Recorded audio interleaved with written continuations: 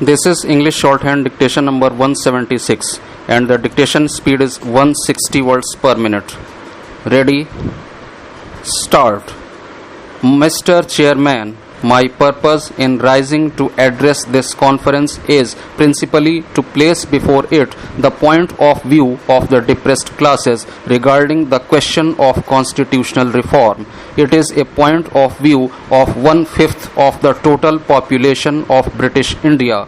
The depressed classes form a group by themselves which is distinct and separate from the Muslims.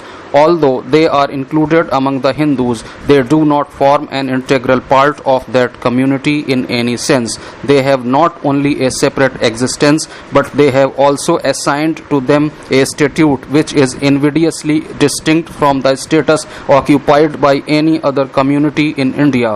There are communities in India which occupy a lower and subordinate position, but the position assigned to the depressed classes is totally different. It is one which is midway between that of the serf and the slave, and which may be called servile, with the difference that the serf and the slave were permitted to have physical contact, from which the depressed classes are debarred. What is worse is that this enforced servility and bar to human intercourse involves not merely the possibility of discrimination in public life, but actually works out as a positive denial of all equality of opportunity and the denial of those most elementary of civic rights on which all human existence depends.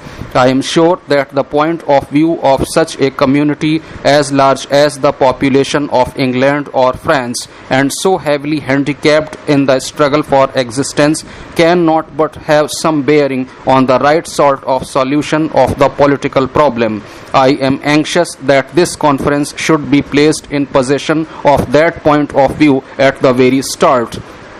The point of view I am trying to put is that the bureaucratic form of government in India should be replaced by a government which will be a government of the people, by the people, and for the people. I am sure this statement of the view of the depressed classes will be received with some surprise in certain quarters. The tie that bounds the depressed classes to the British has been of a unique character. The depressed classes welcomed the British as their deliverers from age-long tyranny and oppression by the orthodox Hindus. They fought their battles against the Hindus, the Muslims, and the Sikhs, and won for them this great empire of India. The British, on their side, assumed the role of trustees for the depressed classes. In view of such an intimate relationship between the parties, this change in the attitude of the depressed classes towards British rule in India is undoubtedly a most momentous phenomenon. But the reasons for this change of attitude are not far to seek. We have not taken this decision simply because we wish to throw in our lot with the majority. As you know, there is not much love lost between the majority and the particular minority I represent. Ours is an independent decision. We have judged the existing administration solely in the light of our own circumstances, and we have found it wanting in some of the most essential elements of a good government. When we compare our present position with the one we had in Indian society of the pre-British days, we find that instead of marching on, we are only marking time. Before the British, we were in the hateful condition due to our untouchability. Has the British government done anything to remove it? Before the British, we could not enter the temple. Can we enter now? Before the British, we were denied entry into the police force. Does the British government admit us in the force? Before the British, we were not allowed to serve in the military. Is that career now open to us? To none of these questions can we give an affirmative answer. We acknowledge that the British, who have ruled us for such a long time, have done some good. But there is certainly no fundamental change in our position. So far as we were concerned, the British government has accepted the social arrangements as it found them, and has preserved them faithfully in the manner of the Chinese tailor, who, when given an old coat as a pattern, produced with pride an exact replica. Our wrongs have remained as open source and they have not been righted, although 150 years of British rule have rolled away. We do not accuse the British of indifference or want of sympathy. What we do find is that they are quite incompetent to tackle our problems. If the case was one of indifference only, it would have been a matter of small moment, and it would not have made such a profound change in our attitude. But what we have come to realize on a deeper analysis of the situation is that it is not merely a case of indifference, rather it is a case of sheer incompetence to undertake the task. The depressed classes find that the British government in India suffers from two very serious limitations. There is first of all an internal limitation which arises from the character, motives and interests of those who are in power. It is not because they cannot help us in these things, but because it is against their character, motives and interests to do so. The second consideration that limits its authority is the mortal fear it has of external resistance. The government of India does realize the necessity of removing the social evils which are eating into the vitals of Indian society and which have blighted the lives of the downtrodden classes for so many years. The government of India does realize that the landlords are squeezing the masses dry and the capitalists are not giving the laborers a living wage and decent conditions of work. Yet it is most painful thing that it has not dared to touch any of these evils. Is it because it has no legal powers to remove them? That is not the case. The reason why it does not intervene is because it is afraid that its intervention to amend the existing code of social and economic life will give rise to resistance.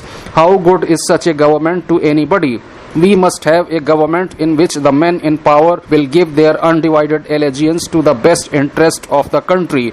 We must have a government in which men in power, knowing where obedience will end and resistance will begin, will not be afraid to amend the social and economic code of life which the dictates of justice and expediency so urgently call for. The British government will never be able to play this role. It is only a government which is of the people, for the people and by the people that will make this possible. These are some of the questions raised by the depressed classes who have come to the inevitable conclusion that the bureaucratic government of India, with the best of motives, will remain powerless to effect any change so far as our particular grievances are concerned.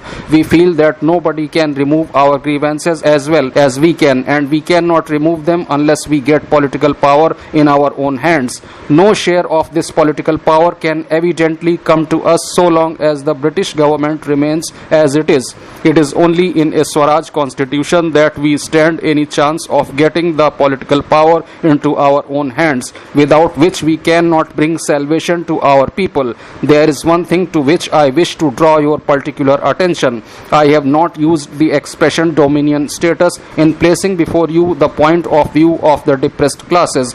I have avoided using it, not because I do not understand its implications, nor does the omission mean that the depressed classes object to India's attaining dominion status. My chief ground for not using it is that it does not convey the full content of what the depressed classes stand for. While they stand for dominion status with safeguards, the depressed classes wish to lay all the emphasis they can on one question and one question alone. That question is, how will Dominion India function? Where will the center of political power lie? Who will have it? Will the depressed classes be heirs to it? These are the questions that form their chief concern. The depressed classes feel that they will get no shred of the political power unless the political machinery for the new constitution is of a special make. In the construction of that machine, certain hard facts of Indian social life must not be lost sight of. It must be recognized that Indian society is a gradation of castes, forming an ascending scale of reverence and a descending scale of contempt. This is a system which gives no scope for the growth of that sentiment of equality and fraternity so essential for a democratic form of government. It must also be recognized that while the intelligentsia is a very important part of Indian society, it is drawn from its upper strata, and although it speaks in the name of the country and leads the political movement, it has not shed the narrow particularism of the class from which it is drawn. In other words, what the depressed classes wish to urge is that the political mechanism must take account of and must have a definite relation to the psychology of the society for which it is devised.